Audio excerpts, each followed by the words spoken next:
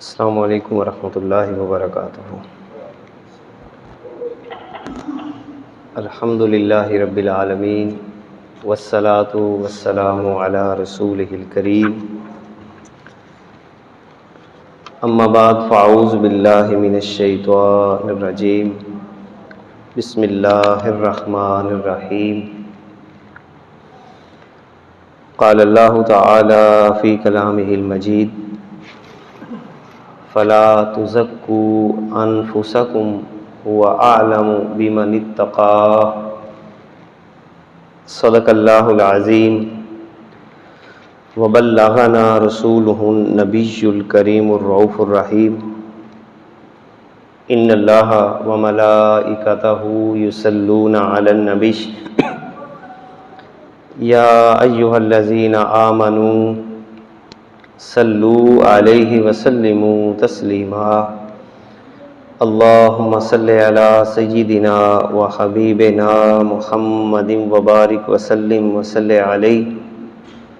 الصلاۃ والسلام علیک یا رسول اللہ، الصلاۃ والسلام علیک یا حبیب اللہ، وعلی آلک واصحابک یا رحمۃ للعالمین۔ عزیزان محترم، اللہ تعالیٰ کی توفیق سے نبی پاک صلی اللہ علیہ وسلم کی خصوصی توجہات کے طفیل رب ذوالجلال نے ہم سب کو زندگی میں ایک بار پھر جمعے کا مبارک دن نصیب کیا۔ دعا ہے اللہ تعالیٰ ہماری حاضری کو اپنی بارگاہ میں شرف قبولیت عطا فرمائے۔ میری اور آپ کی زندگی کی جو سانسیں باقی رہ گئی ہیں، اللہ تعالیٰ ان سانسوں کو اپنی بندگی میں اور آقا دو عالم صلی اللہ علیہ وسلم کی محبت میں بسر کرنے کی توفیق عطا فرمائے۔ گزشتہ جمعوں میں نبوی معاشرے کے حوالے سے ہم بنیادی اصول و ضوابط سیکھ رہے ہیں، جس کا مختصر سا خلاصہ کہ اللہ تعالیٰ نے سب سے زیادہ جس نظام پر زور دیا وہ آئلی اور معاشرتی نظام۔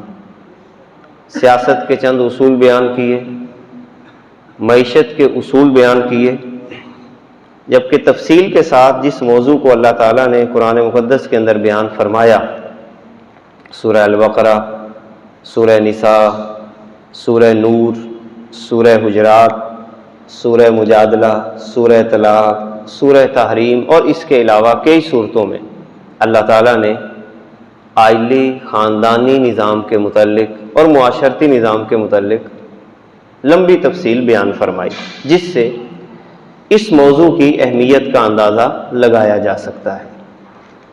آج ہم گزشتہ جمعہ مبارک میں جو چیزیں ہم نے سیکھیں کہ گھر کے اندر 3 رشتوں کی مضبوطی ضروری ہے، شوہر اور بیوی کے درمیان گہری محبت کا ہونا ضروری ہے، اور اس حوالے سے ہم نے اصول سیکھے۔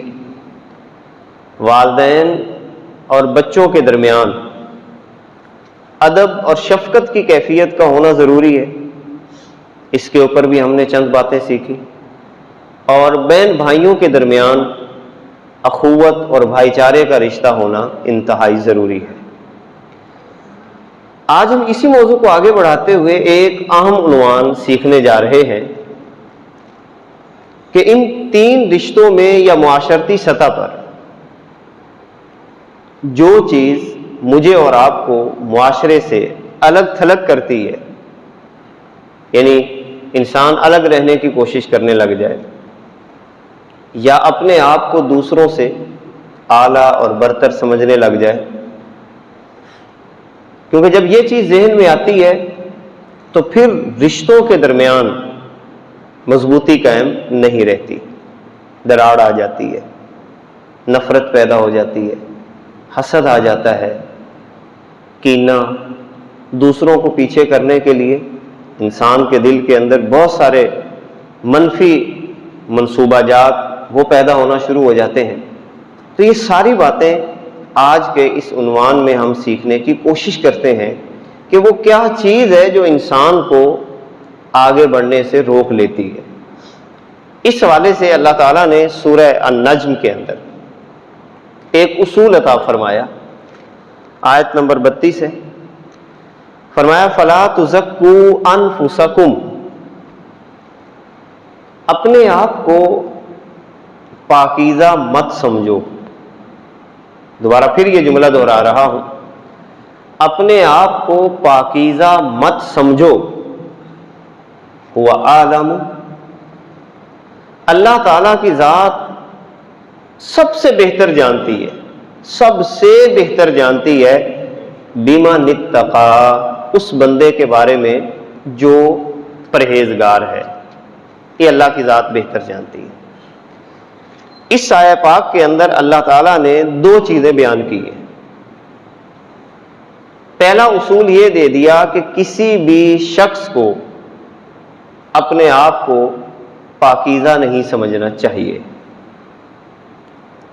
اب اس سے یہ بات واضح ہوتی ہے، کوئی بھی بندہ کسی بھی حوالے سے وہ اپنے آپ کو مکمل نہ سمجھے، کسی بھی معاملے میں، عبادت کا معاملہ ہو، کسی ہنر کا معاملہ ہو، کوئی فکر کا پہلو ہو، یا اس کے علاوہ اللہ تعالیٰ نے اسے مال دیا ہے تو مال کا پہلو ہو، کوئی مقام دیا ہے تو مقام کا پہلو ہو، غرض کہ کوئی بھی دنیا کے اندر انسان مکمل نہیں ہے سوائے انبیاء کی ذات کے، کیونکہ یہ جو خطاب ہے یہ میرے اور آپ کو ہے، ہم مکمل نہیں ہیں۔ در پردہ اشارہ اس بات کی طرف ہے کہ جب تم مکمل ہی نہیں ہو تو پھر اتراتے کیوں ہو؟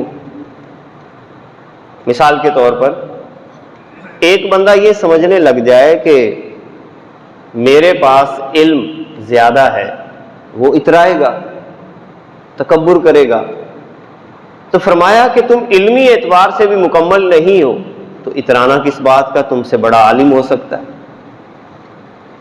ایک بندہ اپنی عبادت پہ فخر کرنے لگ جائے کہ میں بڑا عبادت گزار ہوں، دوسروں کو ہیچ سمجھے گا، اپنے سے کمتر سمجھے گا، جس کا نتیجہ کیا ہوگا؟ جس کا نتیجہ یہ ہوگا کہ یہ انسان خود آہستہ آہستہ تکبر کا شکار ہو کر اپنے تمام اعمال کو بھی ضائع کر بیٹھے گا۔ اب اسی طرح اللہ تعالیٰ نے قرآن مقدس کے اندر سورہ لقمان کے اندر بھی اس مضمون کو بیان کیا۔ حضرت لقمان علیہ السلام اپنے بیٹے کو جو نصیحتیں عطا فرما رہے ہیں، ان نصیحتوں میں ایک نصیحت وہ یہ ہے کہ اپنا چہرہ لوگوں سے موڑ کے نہیں رکھنا، لا تصاعر خدک للناس۔ اب اس کا مطلب کیا ہے؟ یہ ایک ذہنی حالت ہوتی ہے، انسان کے ذہن کی ایک کیفیت ہوتی ہے۔ اسی لیے یہ بات کی جاتی ہے کہ انسان کی چال جب وہ چل رہا ہوتا ہے، جس کو ہم چال چلن بھی کہتے ہیں، انسان کی گفتگو، کسی سے بات کرنے کا لہجہ، لوگوں کے ساتھ ملنے کا طریقہ، یہ آپ محسوس کریں گے کہ انسان کا ذہن جیسا ہوگا ویسے ہی اس کا طور طریقہ ہوگا، جو کچھ ذہن میں چل رہا ہوگا وہی اس کا چال چلن ہوگا۔ آپ نے دیکھا ہوگا کہ بعض لوگ، صرف ہم ایک مثال اگر لیں، جب ان سے ملاقات ہوتی تو بڑے پرتفاق طریقے سے ملتے ہیں، چاہے وہ امیر ہو غریب ہو، آسن طریقے سے ملاقات کرنا، خندہ پیشانی کے ساتھ سینے کے ساتھ لگانا، سلام کرنا، حال چال پوچھنا، خوشی کا اظہار کرنا کہ مجھے آپ سے مل کر خوشی ہوئی ہے۔ اب ایک یہ رویہ ہے، اب ایک رویہ یہ ہوتا ہے کہ جب ہم کسی سے ملاقات کرتے ہیں، السلام علیکم کہا، جی وعلیکم السلام، اس نے کوئی آگے بات کر دی، ٹھیک ہے جی اللہ حافظ، تو اب یہ ایک لہجہ ہوتا ہے، اب یہ لہجہ بھی ایک ذہن کی عکاسی کر رہا ہے۔ بعض لوگوں کی حالت یہ ہوتی ہے کہ ڈبل رویہ ہوتا ہے، کسی شخص کو دیکھ کر خندہ پیشانی ہوگی اور کسی بندے کو دیکھ کر منہ موڑ لیں گے، ملنے کو دل نہیں کرے گا۔ یہ بھی انسان کے ذہن کی عکاسی کرتی ہے۔ اسی لیے ماہرین یہ کہتے ہیں، ماہرین نفسیات، کہ انسان کی طبیعت میں جس طرح کا تکبر ہوگا اسی طرح کی اس کی چال ہوگی، جس طرح کا تکبر ہوگا۔ اب تکبر میں مختلف چیزیں آ سکتی ہیں، علم کا تکبر ہو سکتا ہے، دولت کا، حکمرانی کا۔ اب گویا کہ جب یہ چیز انسان کی طبیعت میں آتی ہے، اسی کے مطابق اس کا انداز سامنے آنا شروع ہو جائے گا۔ اسی لیے کائنات کے آقا صلی اللہ علیہ وسلم نے ایک حدیث پاک کے اندر ارشاد فرمایا کہ جب کوئی بندہ کسی کو پڑھا رہا ہوتا ہے تو ممکن ہے کہ جو بندہ پڑھا رہا ہو اس کی ذہنی سطح کم ہو اور جو پڑھ رہا ہو اس کی ذہنی سطح پڑھانے والے سے کہیں زیادہ ہو۔ اشارہ کس بات کی طرف ہے؟ معلم کو یہ تربیت دی جا رہی ہے کہ اگر اللہ تعالیٰ تجھے یہ پڑھانے کی سعادت عطا فرما رہا ہے تو یہ ذہن میں مت لانا کہ جو تیرے سامنے بیٹھے ہوئے ہیں یہ تم سے جاہل ہیں، ممکن ہے یہ تم سے زیادہ پڑھے لکھے ہو، زیادہ تعلیم یافتہ ہو، زیادہ اللہ تعالیٰ نے انہیں عقل و شعور عطا کیا ہو۔ اسی طرح دولت کے والے سے بھی یہی نظریہ اللہ تعالیٰ نے بیان کیا، قرآن مقدس کے اندر فرمایا کہ یہ تقسیم ہم کرتے ہیں، تمہاری تقسیم ہی نہیں ہے، کسی کو زیادہ دینا یا کسی کو تھوڑا دینا، فرمایا یہ ہماری تقسیم ہے۔ اور اسی طرح اگر حکمرانی کا کسی منصب کا جائزہ لیا جائے تو اس کے حوالے سے بھی اللہ تعالیٰ ارشاد قرآن مقدس میں فرماتا ہے کہ ہم اپنی مرضی سے جس کو چاہیں بادشاہ بنا دیں، جس کو بادشاہی سے واپس ہٹا دیں۔ لہذا کوئی بھی انداز جب انسان کی طبیعت میں آئے، علم کے حوالے سے، دولت کے حوالے سے، حکمرانی کے حوالے سے، تو فوراً اللہ کی بارگاہ میں رجوع کرے، متکبر نہ ہو، بلکہ اپنے آپ کو کمتر سمجھتا چلا جائے۔ جتنا اس کی طبیعت میں عاجزی اور انکساری بڑھتی چلی جائے گی اسی طرح اللہ تعالیٰ اسے نوازتا چلا جائے گا۔ ایک پہلو انسان کے ذہن کے اندر یہ بات بھی پیدا ہو جاتی ہے کہ میں بڑی چیز ہوں، بہت بڑی شے ہوں میں تو اس کائنات کے اندر۔ یہ انسان کا ایک بہت بڑا دھوکہ ہے، بہت بڑا دھوکہ ہے۔ ہماری کوئی حیثیت نہیں ہے، رتی برابر بھی حیثیت نہیں۔ کیا ہم سے پہلے لوگ یہاں پہ نہیں آئے تھے؟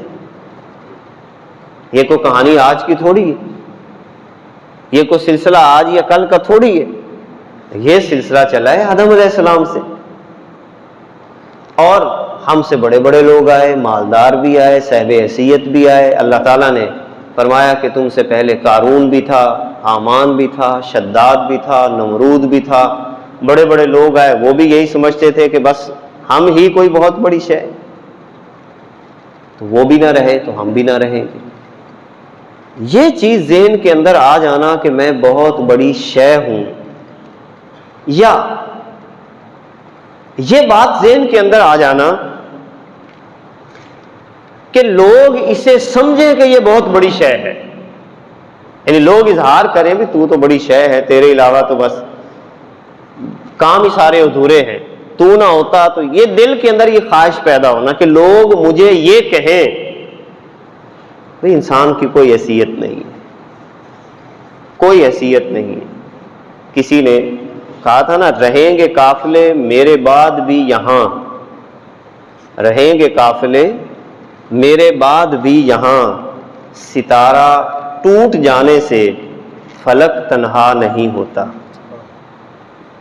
ستارے ٹوٹتے ہیں نا اوپر، کتنے ستارے ہم دیکھتے ہیں کہ وہ ٹوٹ، تو فلک تو تنہا نہیں ہے، ستارے پھر بھی کھڑے ہیں، کائنات کا نظام پھر بھی کھڑا ہے۔ تو ہم بھی ایسے جب ٹوٹ جائیں گے اس لڑی سے، قبرستان میں چلے جائیں گے، منو مٹی تلے چلے جائیں گے، تو اس کے بعد کیا کائنات کا نظام رکے گا؟ بالکل نہیں۔ تو لہذا یہ بات دماغ کے اندر لے آنا، دو پہلو ہیں، یا تو یہ لے آنا کہ میں بڑی چیز ہوں، کوئی سمجھے یا نہ سمجھے، یہ حیثیت اپنے اندر پیدا، یا یہ بات پیدا کر لینا کہ لوگ مجھے کہیں کہ میں بہت بڑی شے ہوں۔ یہ دونوں چیزیں انسان کے ذہن کو آہستہ آہستہ کھوکھلا کر دیتی ہیں، تباہی مچا دیتی انسان کے اخلاق میں، انسان کی طبیعت میں۔ یعنی کچھ بھی نہیں ہوں میں، بس یہ تصور ذہن میں رکھیں کہ اے بندے تو کچھ بھی نہیں ہے، کچھ بھی نہیں۔ اسی لیے اس کیفیت کو خود پسندی کہا جاتا ہے، خود پسندی۔ خود پسند انسان جو ہوتا ہے، یعنی جو صرف اپنے بارے میں سوچے، اپنے آپ کو اعلیٰ سمجھے، کوئی بھی چیز آ جائے اس پہ اترانا شروع کر دے۔ اب خود پسند کی ایک عادت یہ ہوتی ہے کہ اس کو یہ لگتا ہے کہ بس میں ہی ٹھیک ہوں، میرے علاوہ کوئی اور ٹھیک ہے ہی نہیں اس دنیا میں۔ وہ مفروضہ قائم کر لیتا ہے۔ یہی وجہ ہے کہ وہ ہر ایک سے جب یہ مفروضہ اس نے قائم کر لیا کہ بس میں ہی ٹھیک ہوں، میری رائے ٹھیک، میری سوچ ٹھیک، میرا عمل ٹھیک، جو میں نے کیا بس اوکے ہے، تو اس کا نتیجہ کیا نکلے گا؟ وہ اپنی غلطی تسلیم نہیں کرے گا، کبھی بھی غلطی تسلیم نہیں کرے گا۔ وہ کہے گا جو میں نے کیا ہے بس ٹھیک کیا ہے۔ ایک تو وہ اپنی غلطی کو تسلیم نہیں کرے گا، نمبر دو وہ کسی کی بات کو مانے گا نہیں، یا کسی نے اس کی نشاندہی کر دی جناب آپ کے اندر یہ غلطی ہے، اس کا جائزہ لے لیجئے، تو وہ چونکہ یہ سمجھتا ہی نہیں ہے کہ میرے اندر ایک غلطی ہے، وہ خود پسند ہے، تو لہٰذا اس کا نتیجہ یہ نکلے گا کہ وہ یہ سمجھ بیٹھے گا کہ میرا تو کوئی قصور ہے ہی نہیں۔ اسی لیے بعض دفعہ خود پسند انسان، یہ اپنی اپنی طبیعت کا ہم نے اپنا خود جائزہ لینا ہے۔ اگر اس نے کوئی غلطی کی ہے، اب دیکھیں گھر میں یہی ماحول سارے ہمارے بنتے ہیں، میاں اور بیوی کے درمیان، بہن بھائیوں کے درمیان یہی رویے بن جاتے ہیں، دوستوں کے درمیان بعض دفعہ یہی رویے بنتے ہیں، معاشرتی سطح پر یہی رویے وہاں پر پیدا ہو جاتے ہیں۔ اب ہوتا کیا ہے، جو بندہ اپنی غلطی تسلیم ہی نہیں کر رہا، اس کو سمجھایا جائے کہ جناب یہ تیری غلطی ہے، ذہنی غلطی ہے، فکری غلطی ہے، یا عملی غلطی ہے۔ اب اگر وہ کسی کی بات کو تسلیم بھی کرے گا نا، مجبوری کی وجہ سے دو چار بندوں نے کہا یا جناب تیری غلطی ہے، تو وہ اقرار تو کر بھی لے گا کہ ٹھیک ہے، اچھا میں مان لیتا